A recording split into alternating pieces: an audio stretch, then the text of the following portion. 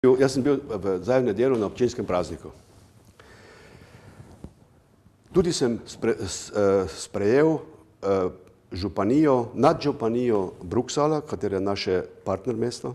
Sprejel sem Mladenovac ekipo, delegacijo na Gradu Gor in sem jih tudi vodil po Radgoni. Tudi sem jih spoznal za avstrijsko Radgono, ker moj cilj je le mednarodno sodelovanje.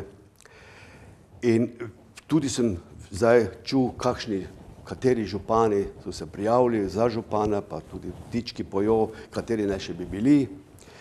In sem rekel, pa ne že spet. Pa mislim, da Radgončani bodo počasi začeli naše mesto zapuščati, ker bo rekli, pa dosti mi je tega. In sem rekel, ne.